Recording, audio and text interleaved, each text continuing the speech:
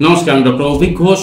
আজকে আমরা পাইলসের ব্যাপারে কথা বলবো। পাইলস বা অশ্ব বা হ্যামারয়েডস, পাইলস বা অশ্ব নিয়ে প্রচুর পেশেন্ট ভুগছেন এবং তাদের কিছু লাইফস্টাইলের কারণে হোক, নিজস্ব জেনেটিক্যাল কারণে হোক, যে কোনো কারণেই হোক এই সমস্যা তারা ভুগছেন এবং আলটিমেটলি অপারেশন করতে বলা হয় এবং অপারেশনের পরেও কিছু কিছু কমপ্লিকেশন রয়ে গিয়ে থাকে। তো হোমিওপ্যাথি ওষুধের মাধ্যমে পাইলসকে কন্ট্রোল করা যায়, ইজিলি বলবো না, এটা কষ্ট করেই কন্ট্রোল করতে হয়, কিন্তু কন্ট্রোল হয় এবং সেটা হলে দ্বিতীয়বার অপারেশন করার টেন্ডেন্সিটা থাকে না। সেকেন্ড হচ্ছে পাইলসকে কন্ট্রোল করার সাথে সাথে যে যে কারণে পাইলসটা তৈরি হচ্ছিল সেই কারণগুলো কিন্তু উইথড্র করা হয় বলেই পাইলসটাকে রিকভারি করা সম্ভব হয় বা পাইলসটাকে কন্ট্রোল করা সম্ভব হয়। তার মানে আমাদের দেখতে হবে যে পাইলসকে কি করে কন্ট্রোল করা হয়, তার ম্যানেজমেন্ট কি, মেডিসিন কোথায় গিয়ে কাজ করছে, এগুলো জানা দরকার আছে।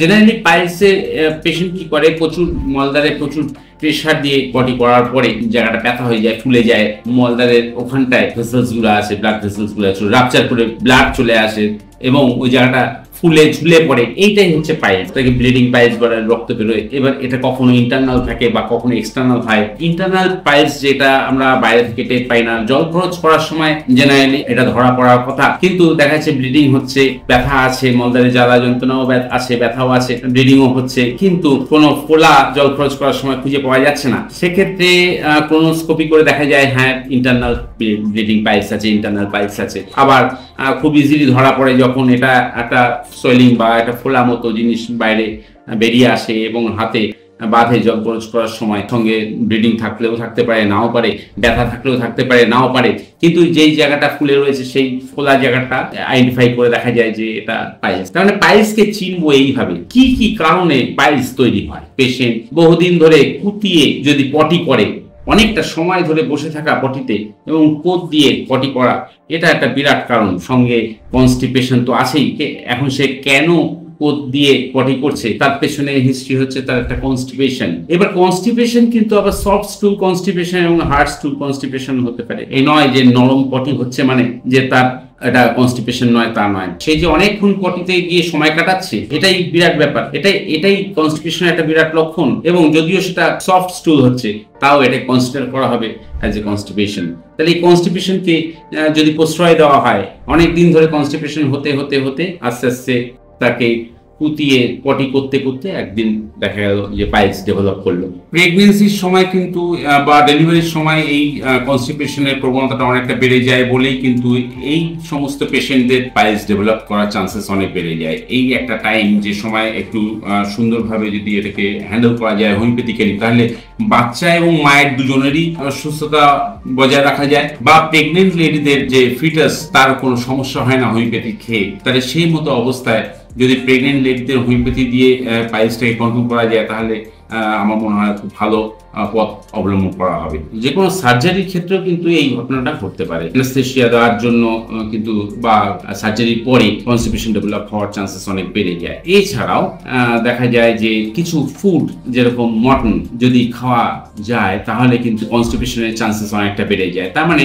কিছু কিছু জায়গা যেগুলো কনস্টিপেশন ডেভেলপ করে, সেই জায়গাগুলোকে কন্ট্রোল করা উচিত, সেই জায়গাগুলোকে অ্যাভয়েড করা উচিত। পাইলস যদি হয়ে যায় বা আমরা যখন ওষুধ দিই, ওষুধ দেওয়ার সাথে সাথে কিছু ম্যানেজমেন্ট থাকে, এই ম্যানেজমেন্টগুলো একবার জেনে নেওয়া দরকার। যেরকম প্রচুর পরিমাণে পেশেন্টকে জল খাওয়ার জন্য অনুরোধ করা হয়। ওষুধ তো খাচ্ছেন ঠিকই, কিন্তু জল বেশি করে খাওয়া, রেগুলার এক্সারসাইজ করা, যাতে অনেকটা হাঁটা, যাতে মুভমেন্ট হয় এবং বাউল ক্লিয়ারেন্স হয়।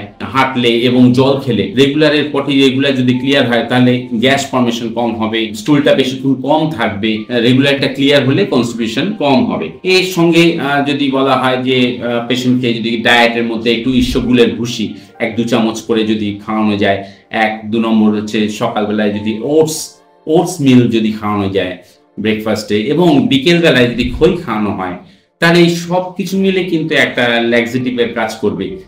ভেষজ ল্যাক্সেটিভ, যেটা আমাদের খাদ্য তালিকার মধ্যেই রয়েছে, এটা কোনো অ্যাডিকশনের মধ্যে পড়ে না। আমরা কি করতে পারি, এই খাবারগুলো প্রেসক্রাইব করতে পারি। সঙ্গে যদি প্রচুর পরিমাণে সবজি, শাক সবজি খাওয়া যায় এবং দানা শস্য খাওয়া যায়, ফাইবার জাতীয় জিনিস অ্যাকচুয়ালি, তো ফাইবার জাতীয় জিনিস খেলে জেনারেলি পটি ফর্মেশনটা খুব ভালো হয়, তাহলে কনস্টিপেশন ডেভেলপ করে না। এর সঙ্গে যদি সেদ্ধ খাবার বা নন স্পাইসি ফুড যদি খাওয়া যায়, তাহলে তো অবশ্যই ভালো। স্পাইসি ফুড সবসময় কনস্টিপেশন ইনভাইট করে, এবং অ্যাকচুয়ালি বলছি হচ্ছে পাইলসের ব্যাপারে, কিন্তু জায়গাটা কিন্তু কনস্টিপেশনের যেখান থেকে ডেভেলপ করে। তাহলে আমরা কি করে বাউল ক্লিয়ারেন্স করা যেতে পারে সেটা নিয়েই আমাদের মুখ্য উদ্দেশ্য থাকা উচিত যদি ম্যানেজমেন্টের দিক দিয়ে দেখি।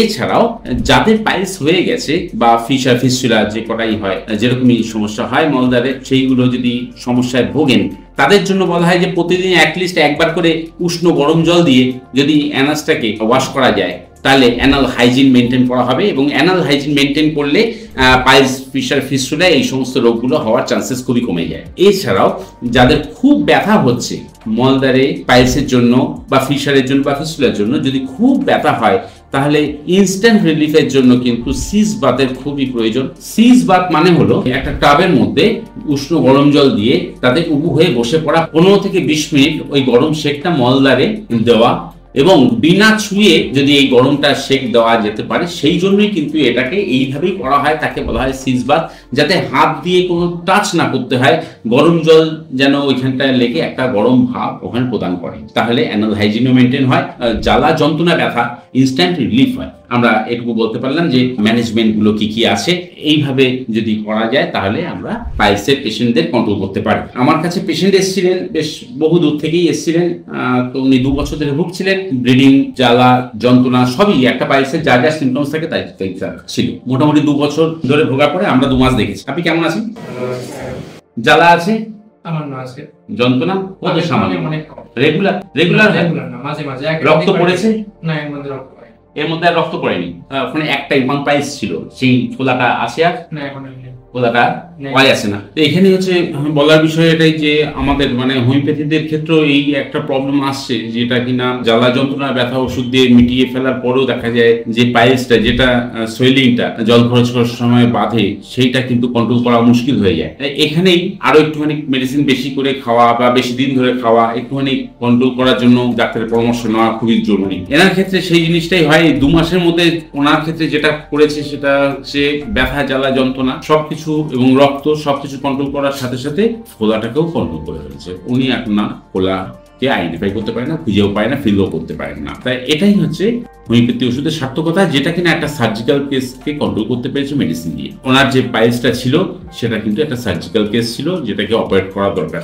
2 বছর ধরে সেই রকমই প্রেসক্রিপশন উনি পেয়েছেন, কিন্তু আলটিমেটলি আজকে 2 মাস ওষুধ খেয়ে তার কিন্তু অপারেশনটাকে অ্যাভয়েড করা গেছে। এবার আমাকে দেখতে হবে যে উনি কিভাবে এটা মেনটেন করবেন। মেনটেন যদি না করতে পারেন তাহলে কিন্তু আবার আগের জায়গায় ফেরত আসবে। তাই আমরা আরো মাসখানেক হয়তো মেডিসিন কন্টিনিউ করে দেবো, মাসব্রেক মেডিসিন কন্টিনিউ করবো, এটা আমাদের স্যাটিসফ্যাকশনের জন্য। নাহলে আমাকে কোলোনোস্কোপি করে দেখতে হবে যে ভেতরে কি কন্ডিশন আছে। সঙ্গে সঙ্গে ডায়েটটা কন্ট্রোল করা, ডায়েটটাকে মেনটেন করা, আর যা যা ম্যানেজমেন্ট আমি দিয়েছি সেগুলোকে মেনটেন করে এগিয়ে যাওয়া, তাতে আশা করি পেশেন্ট ভালো থাকবে আগামী দিনে। এইখানে আমি মেডিসিন প্রেসক্রাইব করেছিলাম অ্যাসিড নাইট্রিক 200 প্রেসক্রাইব করেছিলাম, এবং সমস্ত সিমটম সিমিলারিটি দেখে তবেই এই প্রেসক্রিপশনটা হয়েছিল। এ নয় যে কেউ এই ওষুধটা খেলেই কাজ করবে না, ওনার জন্য এই ওষুধটা প্রেসক্রিপশনে ছিল বা সিমটমস প্রডিউস করেছিলেন, সেই হিসেবে কিন্তু আমি নাইট্রিক অ্যাসিড প্রেসক্রাইব করেছিলাম। সেই ওষুধ কিন্তু খুব সুন্দর কাজ করেছে, জ্বালা যন্ত্রণা ব্যথা রক্ত সবকিছু কন্ট্রোল করার সাথে সাথে ফোলাটাকেও কন্ট্রোল করে নিয়েছে। তাহলে এইভাবে কিন্তু একটা সার্জিক্যাল কেসকে নন সার্জিক্যাল কেসে কনভার্ট করা যায় হোমিওপ্যাথিতে। এটাই দেখানো হচ্ছে যে হোমিওপ্যাথিতে কিন্তু পাইলসের সুন্দর ট্রিটমেন্ট আছে। আপনারা যারা যারা কষ্ট পাচ্ছেন, আশা করবো একবার হোমিওপ্যাথি লোকাল যে হোমিওপ্যাথি ডক্টর আছেন তার সঙ্গে পরামর্শ করবেন, সঠিক উপায়টা পাবেন। যদি অনেকদিন চেষ্টা করার পরেও হোমিওপ্যাথি ডাক্তাররা না পারছে, তখন তো একটা রাস্তা পড়েই রইল অপারেশন, তখন অপারেশনে যাওয়া যাবে। কিন্তু এর মধ্যে যদি 100টার মধ্যে 60 জন পেশেন্টকে আমরা যদি কন্ট্রোল করে ফেলতে পারি, বাকি 40 জনের অপারেশন হবে, কিন্তু 60 জন তো ভালো হলো উইদাউট অপারেশন। পাইলসের জন্য হোমিওপ্যাথিতে ভালো ট্রিটমেন্ট আছে, এটাই দেখানো ছিল। নমস্কার, ভালো থাকবেন।